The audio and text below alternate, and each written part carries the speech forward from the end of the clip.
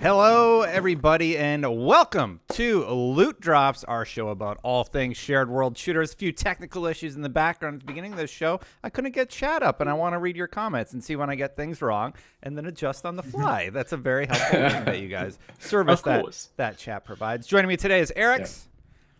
What up? Dantix. Hey guys. And you can officially call me Mr. Legary. I got the ring to prove it. Congratulations. Congrats, my man. That's why we did not have a show last week. But thank you guys for being patient. This week, we got a lot of Monster Hunter news. We got some Anthem stuff. We had a Anthem live stream. And I was getting married, so a lot of this is going to be news to me. Of course, I'm all up to date on all the Destiny stuff. So I got you covered course. there. Let's open up with the Anthem stuff, because this is about future potential, how the game's going to grow. What did you learn, Dantix? Take it away from the live stream. So there were a few things. One, we are getting more loot, guys. That's one of the major things. Okay, so there is more loot coming. New weapons, new masterwork gear. We've got a melee equipable slot. That doesn't mean new melee weapons before you guys kind of get twisted up with that. That doesn't mean the ranger's going to get something different than the shock mace or the or any of the classes are going to change. Basically, that will mean that it's just going to mix up what they can do. The ranger can prime, now might be able to detonate as well. Same with the other classes, they can all detonate, may be able to prime now. So that's going to add another aspect to Anthem, mix it up a little bit. And the new items that are coming with the Cataclysm will have higher power levels than the existing legendary and masterwork items. Now, before we get into the Cataclysm and all that stuff, Alex did want to talk a little bit about how they're actually doled out. So I'll kind of pass it over to him quickly.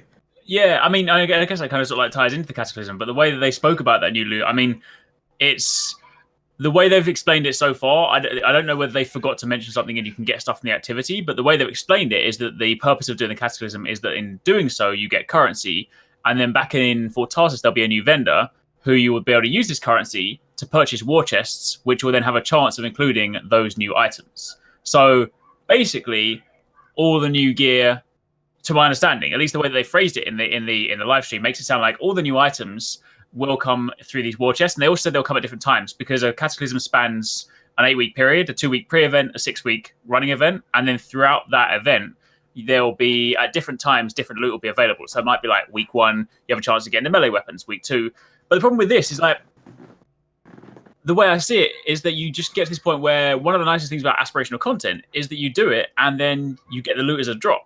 Right, and even like, I know that you don't know what things drop. You know, I know in Anthem when things drop, you don't know what it is until you decode it. But even so, the idea of coming back from an activity and then getting it would be really cool. But the fact that we now have to basically be like, I'm going to do this activity, leave it with nothing, go and get some coins, spend these coins, and then hope I get it from a chest is a bit of a disjointed experience. And like that's the way, at least the way I feel about it. Like it doesn't feel very exciting. That's a good point. The way you described it, I thought you would get it from like a chest or something. Yeah, but the idea that you have to leave and then go buy it, I don't like that. I mean, unless they failed to mention something, unless they forgot to mention like you can get it in the Cataclysm and you can do this. But the way they specifically phrased it, they were like, yeah. You know what this sounds like to me? What does it sound like to you? Alarm bells went off. Do you remember when this little game launched and they decided to try out this thing called a token system, and everybody loved it? This game was called Destiny 2. You would get tokens for all your activities. You would go back. You would put it in the slot machine. You would pull the lever. It's a ball or a shack, and you would get a drop. And they realized it was a terrible idea. Yeah. Why? Have they still not played Destiny 2 over there? Are they still not allowed to talk about Destiny 2 at BioWare? I think they haven't let him out the. All those guys played the game. Like. Yeah. All right. That's a bummer. Are we sure though? Are we sure they've let out of BioWare's headquarters? Are we sure? Like, yes, they are. I'm just kidding, guys. They absolutely are. Because the thing as well with that is that like it's interesting, because I mean I guess we'll circle back to this afterwards once you've spoken a bit about the Cataclysm, because the thing they didn't quite explain is like, you know, the way that currency is distributed. Because if it's like one of those things where, all right, you do the Cataclysm on like a harder, or you know, like you get a better score, maybe you get more currency, but then as we know from anybody that plays a game like this, people do the path of least resistance, right? You look at like when it came to farming loot before, it was like there was no point doing Grandmaster 3 when you could do Grandmaster 1 3 times at the time you could do it once. So if you could then say do a Cataclysm run and be like the boss and get like 10 credits, but then you could do that like 10 times at the time you do like one full completion, is that going to be how people farm this activity? So yeah, but again, I think to kind of give context, we should go back to kind of explain what the Cataclysm is, and then we can kind of link this all together. So what do we know about the Cataclysm, Dantix? Where do I start?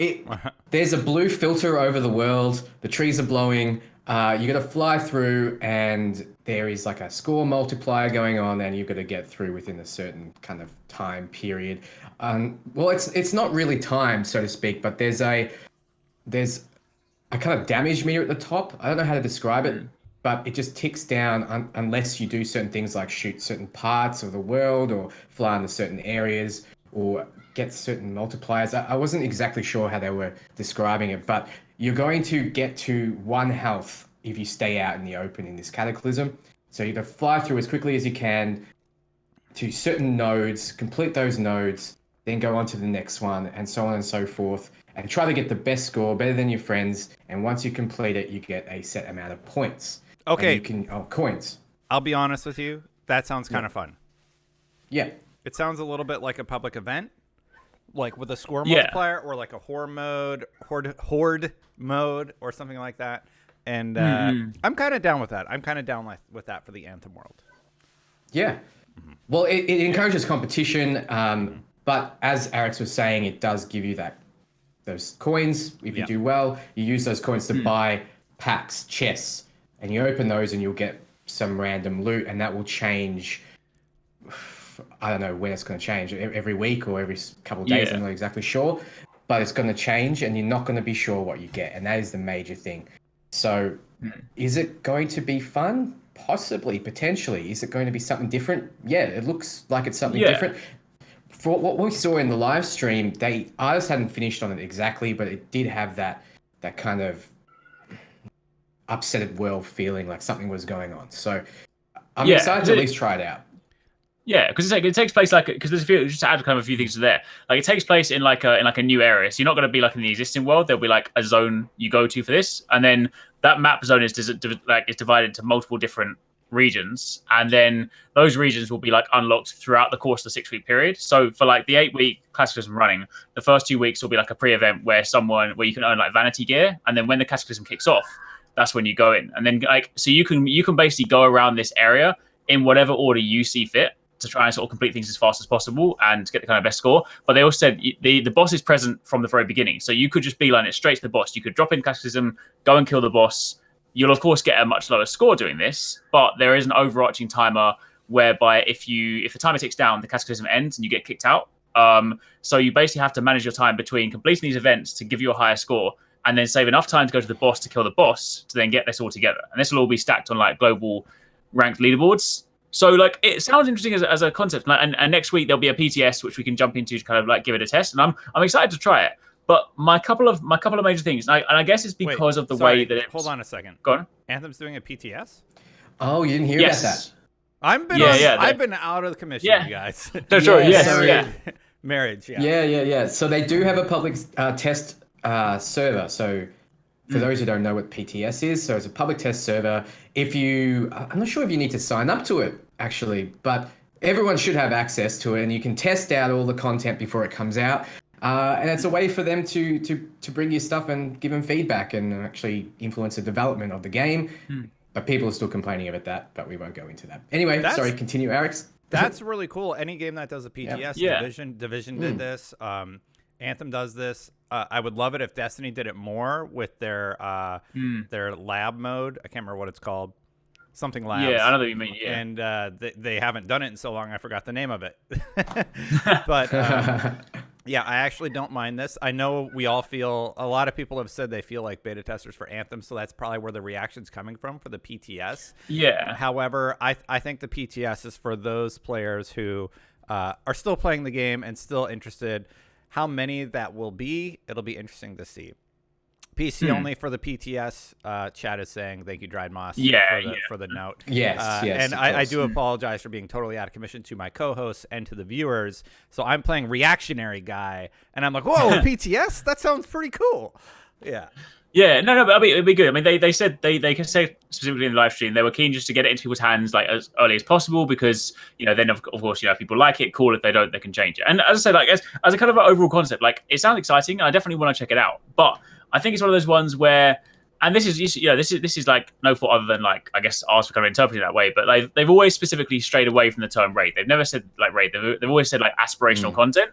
But when you kind of think about that in other games, you always kind of have this certain expectancy, or at least I did. So when they kind of revealed it this way, they were like, oh, there'll be some secrets to solve and some mysteries to solve. I'm like, okay, cool, that sounds interesting. But then the first activity they dropped into, they were like, oh, we're not going to tell you how to solve it. But it's like, we've seen that activity in a stronghold already, and you just have to go and interact with the 7 pylons to deactivate them. I'm like, I'm just hoping that that's not the extent of the puzzles to solve, because that's one thing I appreciate in a mode like this. It's probably less, you're not going to sit down there and have like a kind of a head-scratching raid puzzle because it's all about time. You're gonna be there, like it's supposed to be things you can get through quickly. But I do still like the aspect of when you go somewhere, it's not just like you don't instinctively know what to do.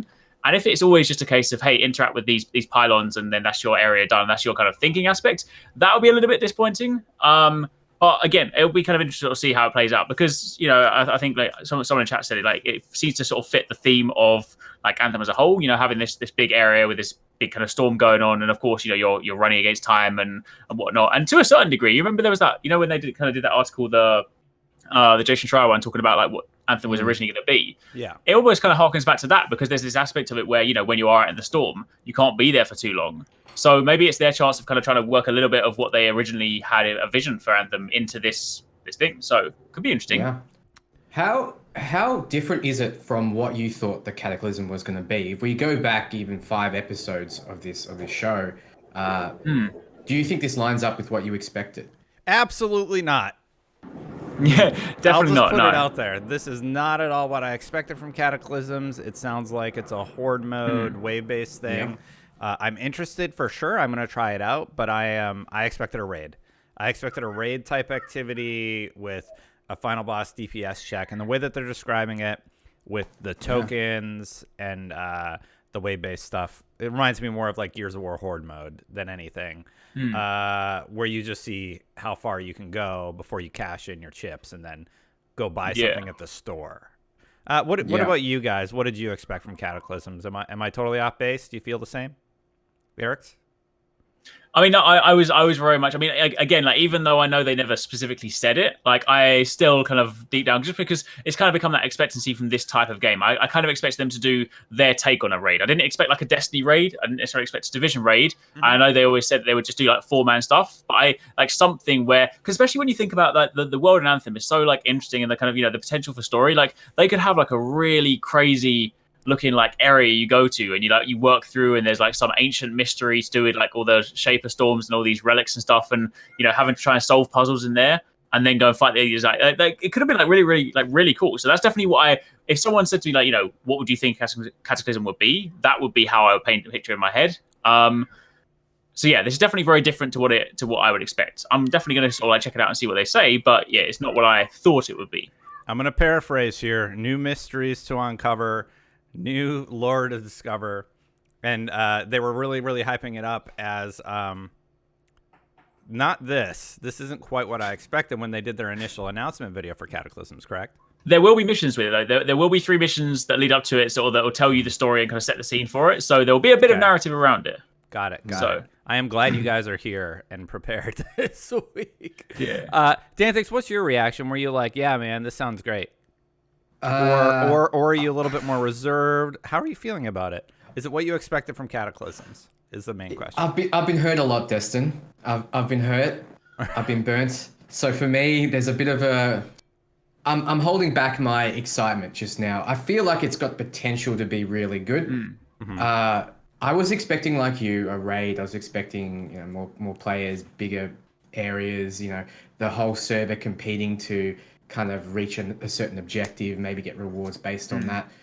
Maybe even a race, like a server-wide race kind of thing going on. But Instead, we got like a horde mode, like you said, and that could be good because I do traditionally like horde modes. I like those kind of timed things. I like rewards. I like, that dopamine hit. So this could give me all of that. It just depends on what the loot is. If it's that much better, if the new weapons are that much better, if there's more stuff to get, if it's going to keep me playing, then yeah, I'll definitely check it out.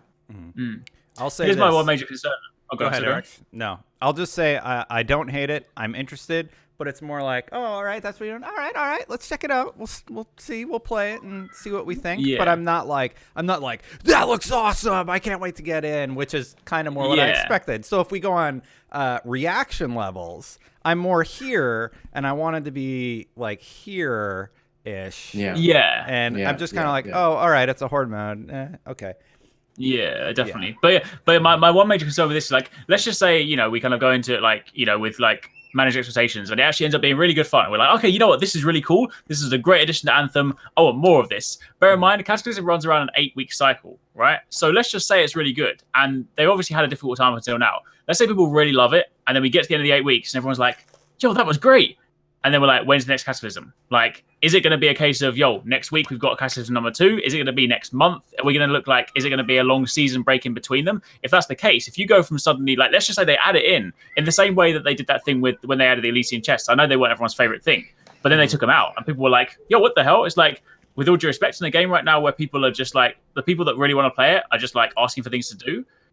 I do worry about the potential of having something that is on an 8-week cycle when we don't know how long it'll be out the cycle for. So that's my main concern. Obviously, that we don't know. But that is one of those things where it's just like, I feel like at this stage, they just need to be adding stuff and just be like, don't put it on a cycle, just throw it in and just let people go to the Cataclysm zone whenever they want to do it, because, you need something. But unless it's part of the bigger plan, maybe they'll run it for 8 weeks, and then maybe because if they have something to sort of say like EA Play, maybe they'll say, this is what we're doing right now, and as soon as that finishes, we're going to have this ready. So I don't know. Not too sure yet.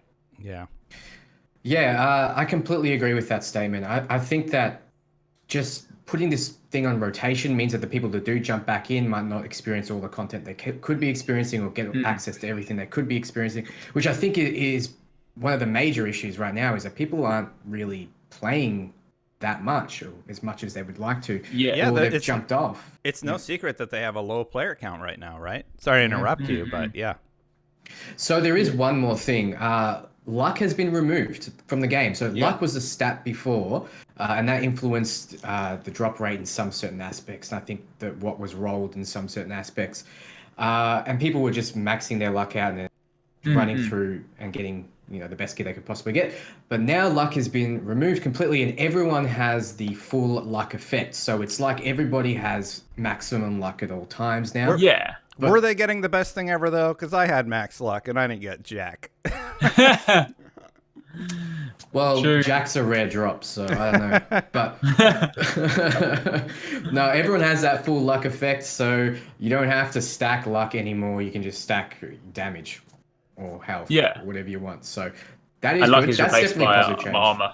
Yeah, luck is replaced by armor. I'm kind of glad they removed luck. It's kind of a bummer because it just reduces your games like this is about strategizing your builds, right? And coming with best DPS builds or armor builds. Like back in the day when we were all playing heavily, you were talking about your combo heavy armor Colossus, right? And I was talking about my zippy luck build laser beam ranger, and Dantix played everything. So you were kind of talking about your strategies for clearing things really quick, what Grandmaster 3 was like. And we were talking about builds that work towards those effects, right? Now we've removed one of those aspects, which is luck. So maybe it'll open up more powerful builds, but it doesn't replace it with anything that's interesting. So I think we need to know what that other thing is going to be that they're going to throw into the mix to spice it up a little bit. This was the most intriguing note to me. So I'm interested to hear if you guys have anything else to say. Eric, I interrupted you. Sorry, take it. No, I mean, I agree on the luck side of things. I mean, I definitely feel like in any kind of game like this, luck on a kind of a piece of gear is annoying, because you never actively want to be like, I'm going to take this piece of gear that's going to give me less chance at loot in a game where I care about loot. So that's always a thing. But right. But no, I mean, what I wanted to kind of throw back in was dialing back to the Cataclysm super quickly. It's kind of a question to both of you guys, but also just chat openly. When one of the things they were speaking about it is that they're pushing the fact that obviously there's leaderboards and this stuff. And now I know that we're people that have kind of taken part in like world first races in like raids and stuff, and that's fair enough for that. But when they were talking about it in the context of Cataclysm, like, do any of you guys actually care about, say, being like, I'm number one on the leaderboard and I completed the Cataclysm with the highest score? Does that actually bother you? Like, is that something you would hold as like a badge of honor? Because for me, I was like, I only play this for loot, right? I'm just like, I couldn't care less if I'm first on the leaderboard or 1 millionth on the leaderboard, because all I'm going to play that activity for is to get my coins. And when I get my coins, I get my loot. That's all I care about. So, like, is that an incentive for you guys? I think no. Okay, I'll say yes, actually. So think about Gambit, the results screen, or I go back to Destiny, and some people don't like that, but screw you. I play that game a lot. It's my main point of reference. You look at PvP, you can see your efficiency rating. You look at Gambit, you can see your rating there. In raids, you can see who's doing the most DPS, who's contributing the most, and I think that's what they're going for with the leaderboard system. It's a little bit of fun. It's an additive thing that they're adding to the encounter, and if they're adding stuff, I'm not going to call it a negative. I'm just going to say maybe it's not for you guys. Totally fine, but I don't think they should not have it. No, definitely not. Yeah. The current results screens are also pretty dull. It's like, look how many medals you got. And I remember when I was playing with Duggan and stuff, I'd be like, haha, I got one more medal than you. But I don't know how I got them. I just played the game. Yeah. Like I didn't actively know what the medal up. is. Yeah. I don't know what it is. I don't know why I want it. Yeah. What I think they need to do though to add value to it, and here's one of the things, and I feel like this is where it might even be make or break for the Cataclysm, right? Because the way they explained it in the stream is they said that they want it to be content that everybody can do. So even if you're like a casual player, you can jump in, you can go through, and you can defeat the boss, you can experience it. But obviously, if you want to be the best, then obviously that's where the min-maxing aspect to it comes in, which is cool. So I do hope that they do tie the amount of currency you're rewarded to your score output, and I'm sure they will do it, but this they didn't clarify, because if it genuinely is one of those things, and this is really going to be how it comes down to it, kind of circles back to what we said at the beginning. If it genuinely is, I can do like a 5-minute run and get like 100 coins and just do that 30 times back to back, or you can do one perfectly timed, like all activity completed 30-minute run and get the same number of coins. It'll be like, well, I'm never going to do that. I'm just going to go in, like complete the first encounter, boss to the boss, and then bam, done. And that will severely impact the kind of replayability and also the enjoyment of it. Because if the challenge to getting a lot of coins to be able to get the rewards you need needs to be like, we've got to have a well-executed team, we've got to be able to do these activities, we've got to hit all these checkpoints, and then we hit the boss, that's great, and I'll love that. But if there's not enough emphasis on that, and it's just like, I mean, everyone gets coins, but if you did it fast, at least you get coins and your name on the leaderboard, then I think the Cataclysm will suffer. Definitely. And I think the last thing that we need to discuss is the melee slot, really, right? So that's being added. I saw it in chat. I cheated. But there's a melee slot coming, right? It does mix up a lot of builds. If you think about it, the ability for a ranger to detonate now will definitely change up how he plays. The same that was a fan ask. Yeah. Exactly. The same respect. Imagine the Colossus being out of prime with his melee and then being able to detonate straight away. With almost all of his abilities. Almost all of them are explosive.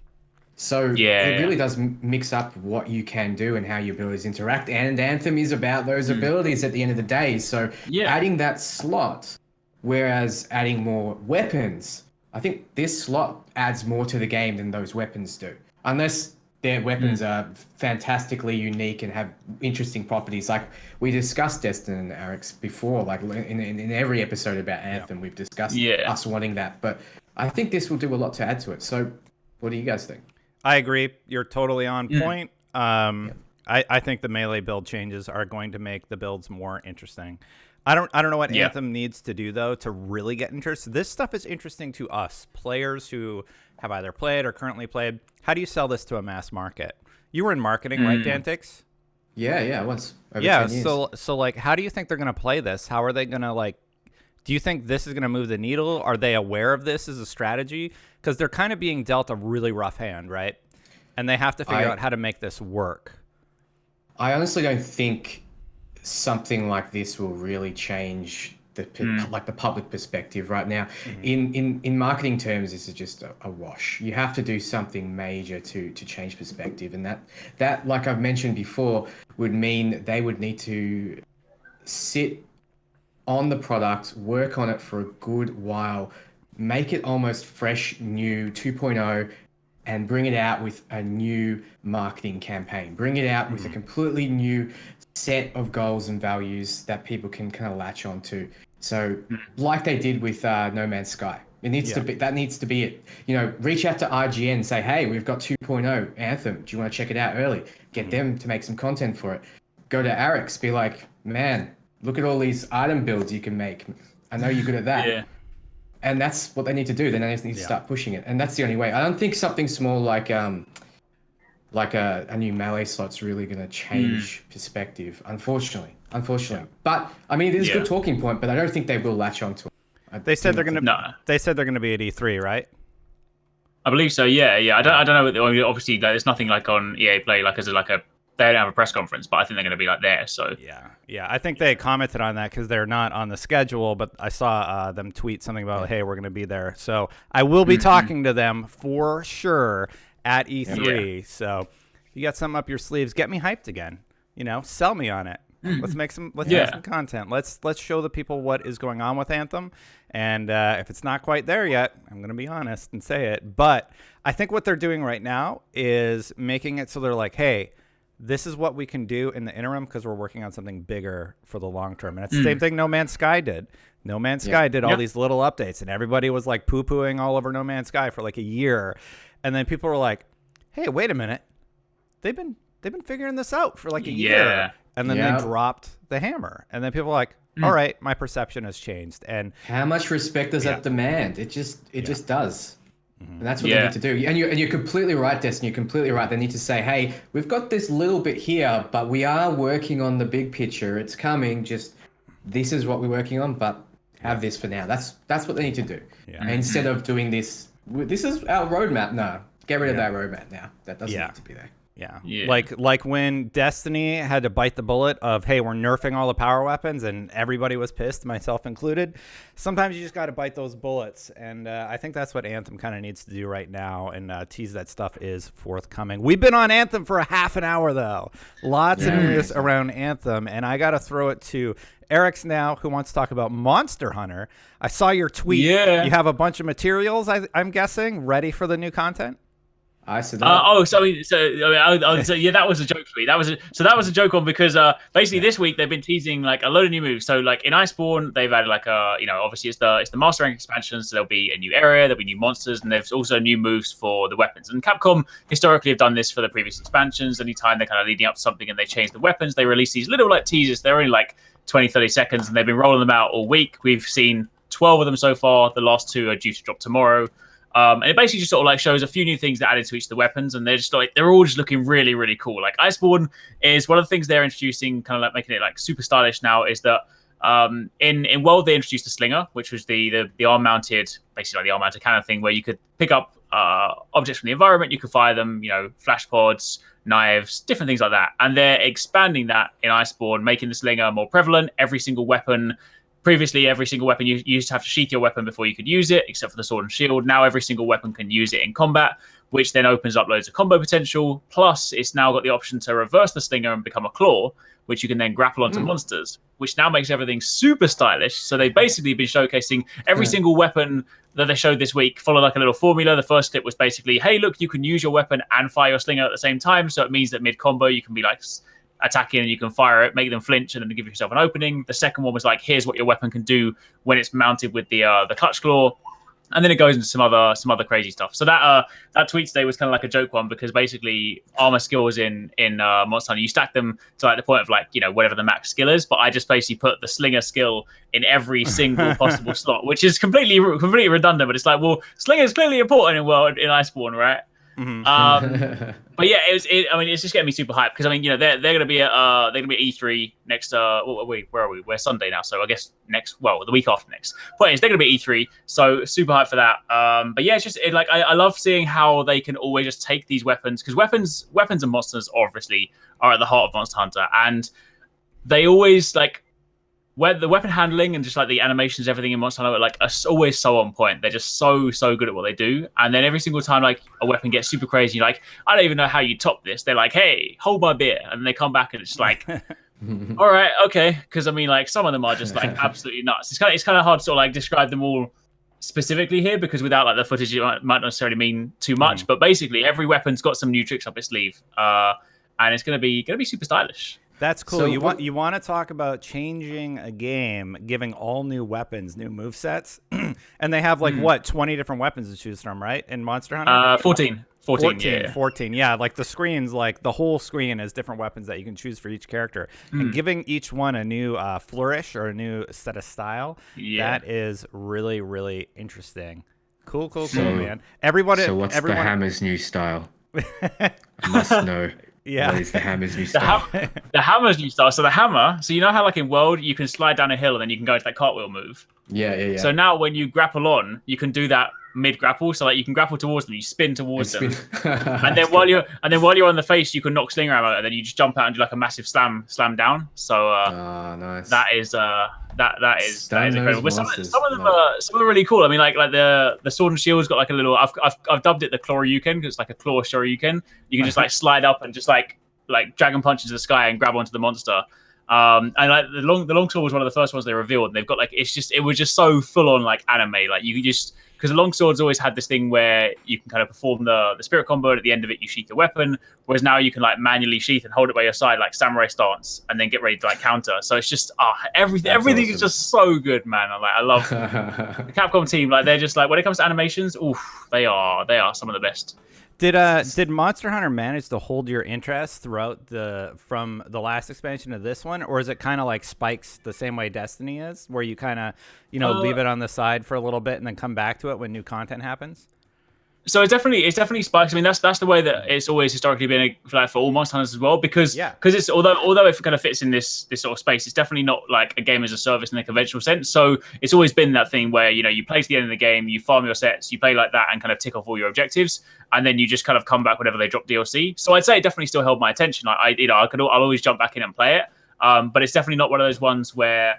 Like I've been playing every single day since launch. Like it's definitely been that point now where I'll always just jump back in if like friends are doing stuff or if there's like events going on. So now I'm in that period where I'm like, now I am waiting for Iceborne. Like there's not much more for you to do. I personally like that cadence. Was there anything else you wanted to hit on about Iceborne? Because you're like the Monster Hunter guy. It's hard for me to bounce off of that. No. I mean, at the moment, there's not too much. I think there'll be more like when we come back from E3 because at the moment it's just like. It's just super hype from like seeing the videos, but in a kind of when you talk about it without like having it to show, it's a bit kind of hard to like give the context. So there's not too much more that we know at the moment. But I mean, laying this foundation before we go into E3 is already pretty strong. So I guess they'll have like some kind of playable build there, so we'll get a chance to go hands on with like if it's anything like the previous like demo builds they had at like Gamescom, it'll probably be like showing off the new area, giving us a chance to like mess around with like I'd imagine it'll probably be against one of the two new monsters, like either the snow shark thing or the big like moose kind of monster. So hoping that one. The snow shark. Dantix, any thoughts? Yeah. Actually, I played a bit of Monster Hunter, but we're actually playing quite a bit of Dauntless. If you guys have check that out. Yeah, it's it's what I'd say Monster Hunter Lite would be. It's like a streamlined version. There's less mucking around with items. There's less crafting involved. It's more. It's on the Epic Store, obviously, for free, and you can play it cross-platform. Now, I wanted to mention this. This is what I absolutely love. My friends play it on PC, and I played on PlayStation 4, and we all can seamlessly play together easily with no issues. Yeah. And I want to see more of that in games. I absolutely want to see more of that really in good. games. Absolutely. Because if you could do that on Anthem and stuff, it'd just be incredible. Yeah, and with the new Microsoft-Sony deal, it would be absolutely fantastic to see more games adopt this philosophy and allow us to play with our friends on PC, PS4, or Xbox with the platform of our choice, or Switch, whatever, however you make that work. Because if Fortnite can do it, then all games should be able to do it. So there's a little bit of news developing, so I'm going to kind of move on to Destiny. Literally, as we were recording the show, a post was posted about the new raid. By the way, if you want to watch me stomp DCP into the ground, it's going to happen Tuesday. We're going to start at 10 a.m. 10 a.m. is prep time. I know the raid is at 4 p.m. Pacific time. So come join me and the raid team. It's me and Brian Malkowitz from Team IGN. And we've raided with Teddy before. He is in a new clan called Clan Concerned, and we were running with a few of his friends. So we're teaming up to demolish DCP, break their title of undefeated, and stomp them into the ground. You can check that out over at youtube.com/fireteamchat. I'm going to try and get it on the Destin channel also. I got to set up the restream, but if you want to make sure you're in the loop, be sure to watch on youtube.com/fireteamchat. Cabal Loyalist ban transmission was what was just posted on Bungie. I'm just going to read it to you guys. So first of all, type Owl Sector Intercept. This is a throwback. This is a throwback to D1, where there was like this virus or something going around that you could get infected with. Do you remember that? I remember that. Yeah. So continuing, Cabal Loyalist ban transmission, and it's pretty short, audio unavailable. They call themselves hunters, scouts, survivors, scavenging from races older and nobler, so that their people might rebuild what they've lost. They call themselves titans, soldiers, killers, slaying the enemies of humanity so that their city might live one more day. They call themselves warlocks, martial philosophers, harbingers of light, scholars searching for meaning when all is already lost. Their machine god abandoned them long ago. They don't understand yet, but they are, all of them, so much more. It falls to you, my loyalists, to show them the way. You've met them. You know their conviction. So I unleash you. Hinder them, topple them, teach them pain. They will only ask for more, and they will grow stronger for it. When they are ready, we will open the menagerie to them. Even the strongest lights have yet to explore that ancient deck. I want them to see where our journey out of exile began. Gaul and its conspirators meant for the menagerie, for the Leviathan itself to be our tomb. But Gaul could not predict what we would find at the Black Edge. He could not foresee that we would grow fat from strength. I call on that strength now one last time before the Black Edge claims us. Make no mistake, they will take your lives. I know you will give them gladly. Your sacrifice shall spark the shadows of Earth. Ooh. Pretty good post. Oi, mateys! Cabal. No, I don't know any other accents. Good start. Good start. Yeah, so that is really cool. I love stuff like that when they sort of tease lore. Also, people in the game have been hearing I saw what you did, and there's been these whispers in this one in a few specific spots in the game, and that is just excellent. I love that stuff. The raid is right around the corner. Yes, we're gonna stomp DCP. Been preparing for about a month now, ready to go.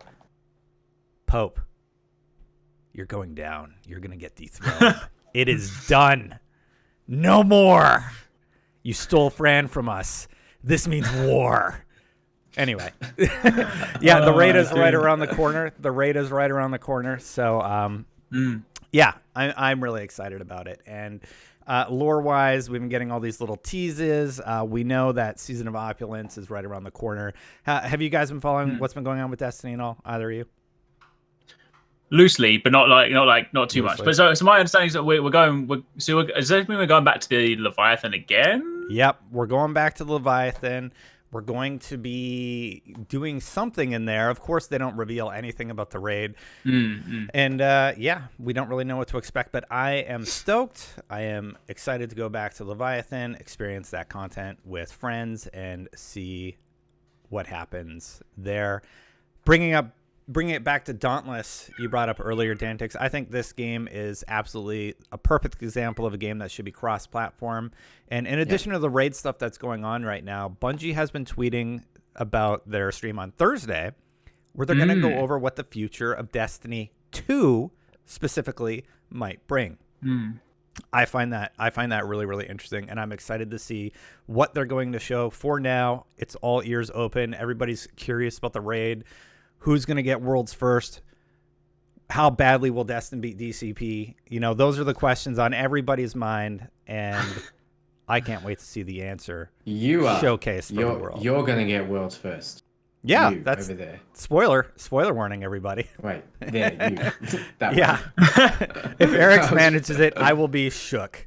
I will be I'll just, absolutely. I'll just roll up and be like, yeah, I prepared in one night. No, I'll be, like, I was actually looking for I was looking forward to for once just being able to like actually watch people race because like normally I'm there on the front lines, but I'm like it's gonna be. I would have been asleep for 2 hours already. I'm like that's past my bedtime. Like, I'll catch you guys in the morning. Hopefully by the morning you guys would have done it and it won't be like 6 hours later like we're still going, guys. But you know, I mean, either way I'll catch up. But yeah, I'm excited to sort of see what they do this week. I mean, like I'll be honest. That announcement kind of like it caught me off guard because I mean everyone seems to be doing like dropping a ton of. I mean I know we always get a load of stuff before E3 anyway, right? But I feel like especially like Sony not showing up at E3 feels like everything that would have been in Sony's press conference they're all just like let's just drop it the week before E3 just so like we're having like this 3 week long bonanza. But for Destiny, like I always in my mind I always imagine like when they speak about what they do next, like my kind of like thought process was like they'll see through like what they had previously contractually said they would do with Activision. They'll kind of get to the end of that one, and then once they've done that, I feel like they would announce something afterwards. And I always thought they would announce like a kind of a Destiny, like they would maybe they wouldn't even call it Destiny 3. They would call it like Destiny Reborn or something. And then because I know there's been rumblings and like rumors of like new Destiny potentially going like in a very different direction. But the fact that they've specifically said the future of Destiny 2 makes me think that maybe this isn't that announcement that I was hoping for. Maybe this is more just here's what you can expect afterwards. And I mean it kind of makes sense. I mean in the timeline of it whatnot like we're kind of coming up to the raid, which obviously typically kind of marks the end of the content you're going to be experiencing there, and then maybe they'll be like here's what you can, it might even be one of those things where they're like here's what you can expect for the rest of the year, because the big question on everyone's mind is every single year up until this point there's always been some kind of Destiny content in September. It's what we expect, right? I don't know whether, I mean maybe that will still happen, but the fact that they're not going to be at E3 to my knowledge, I wonder whether maybe they're going to break that typical cycle and maybe like there won't be a Destiny in the typical September window. Who knows? Yeah, seeing as Destiny 2, I'm guessing the annual pass rumors are going to be true and that we're going to see an annual pass. I don't know about you guys, but the fact that they're specifically talking about Destiny 2, I get. I think if we get a Destiny 3, it will be on the new generation of platforms. Yeah. And I think that game will be cross-platform. I think we're at the point in the industry where more games are going to be cross-platform, and it would be excellent to see Bungie lead the way and say, "Hey, look, we're this major franchise, and look, we were able to do it." It absolutely needs to be. Yeah. What do you think about PvP when it comes to cross-platform? Yeah, so the Fortnite does it really, really well. You have to specifically opt into PC play if you're on Switch or whatever, so you kind of know your difficulty is going to be ratcheted up a little bit because you're playing against keyboard and mouse players. And I think as long as other properties sort of follow that idea, then it's going to be totally fine. Yeah, because the only reason you do crossplay is because you want to play with your friends. So if you are for example, PS4 player who's playing with some other PC players, you just have to accept that you might not be as fast to aim. Yeah. But I mean, at the same respect, if you're kicking ass and taking names, and those are PC players, you got a little bit of bragging rights there, my friend. So there you go, right? Yeah, there are professional players that play on controller versus keyboard and mouse players, and they have exactly right. They've they've won competitions on controller.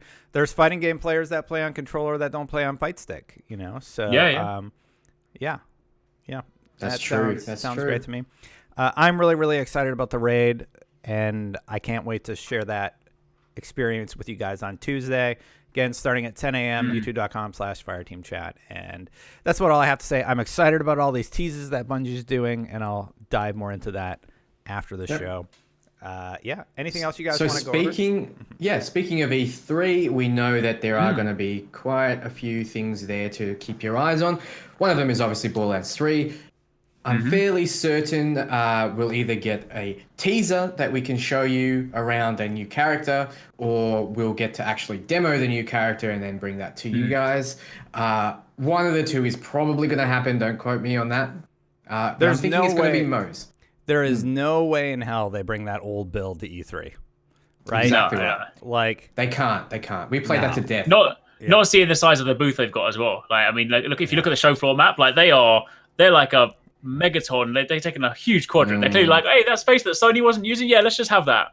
Yeah, they have a massive space, guys. Go look it up now on E3's website. It's huge. And if that's not for us to play, I don't know. I'd personally play through the demo 3 times. Yeah. 3 hours worth of playtime. So there's no way they're bringing back that same one. We've played Zane, we played Amara. We're most definitely playing either Flak or Moze. And I think it's going to be Moze because they know Flak has got the. They've done all the polls. Marketing wise, they've done all the polls. They know the most popular character is Flak. That is coming last. Oh, yeah? Mark my words. Yeah. What if it's somebody we haven't seen yet? Huh. Did you think of that? That would be amazing. What if there's more than 4 heroes to choose from this time?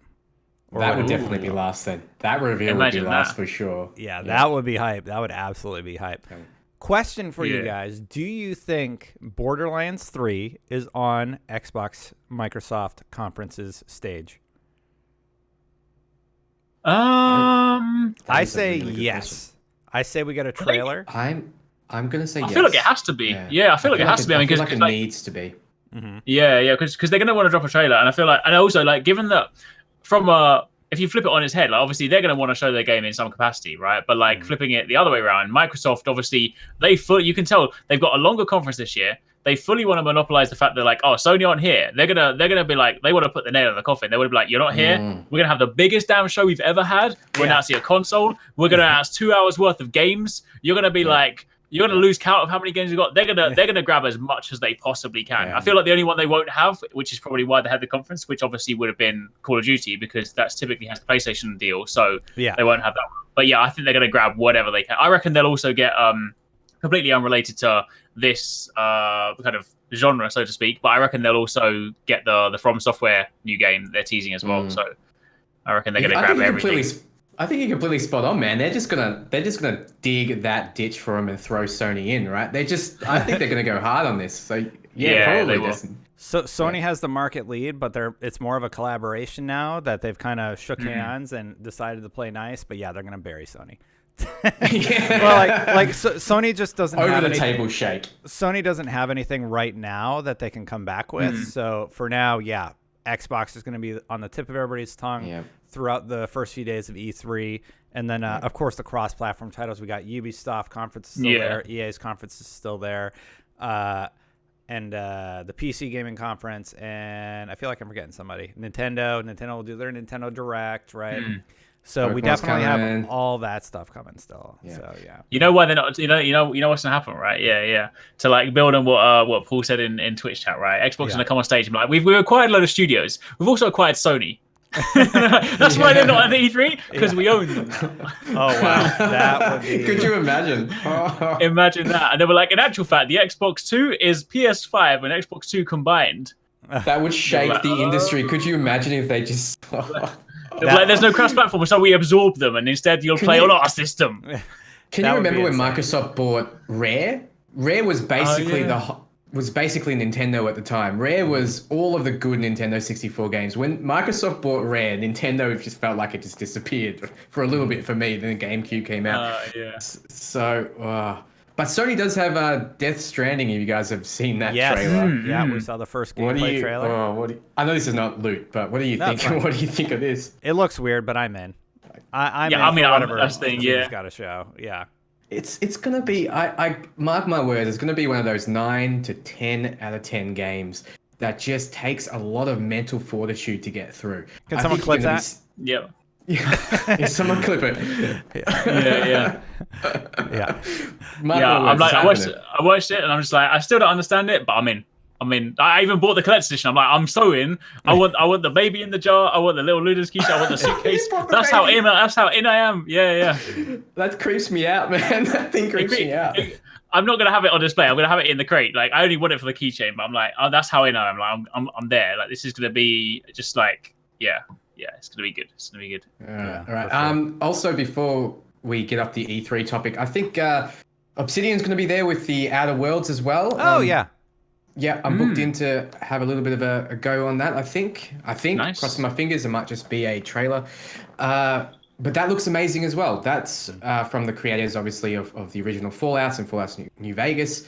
It's got a lot of cool new systems, like you can fully customize your character to be a leader, and a leader relies on its teammates to give it abilities. You can use stealth and combat like you could normally, and you can also negotiate your way out of everything completely. It's not like Fallout 4 where you have to use combat all the time. No, you can fully negotiate your way through the game. And there's a lot of cool little things in it. Like you can slow down time. If you don't move, time remains still. But if you move, it slowly continues on and your bar depletes. So it kind of lets you take a breath and assess the situation. But if you do start shooting or moving, you start losing your bar and the thing wears off. So it's cool. It's like, yeah. I've seen that in another game. I can't remember which one, though. That's awesome, though. I like that idea that if you stop, time stops. Maybe Super Hot. Yeah. Super Hot does it, right? Yeah, Super Hot. Yep, yep. Like if you stop moving, time slows, so you can react. Yeah, you can do that. And you can aim on body parts. You can see their damage resistance types and all that stuff, and your companions have different elemental types that they can use, and so you can kind of coordinate really well. It seems like a really cool game. It doesn't have the amazing graphics in the world, but Obsidian are focusing on the gameplay experience, so that should be interesting as well. Something we might bring to you on this, since it is a looter shooter, so we'll see how it goes. For sure. Yeah, I actually didn't have any other topics for today. Did I miss anything, you guys? I think that's basically it. I think they're the main ones we covered. I guess now it's wait till E3 and then see all the big news. Basically, right? Yeah. Well, thank you guys so much for joining me. Thank you, chat. Man, there is a lot of news going into E3. We're going to try and do a little something on the show floor. It might be just a real quick reaction video or something if we can manage to align all of our schedules.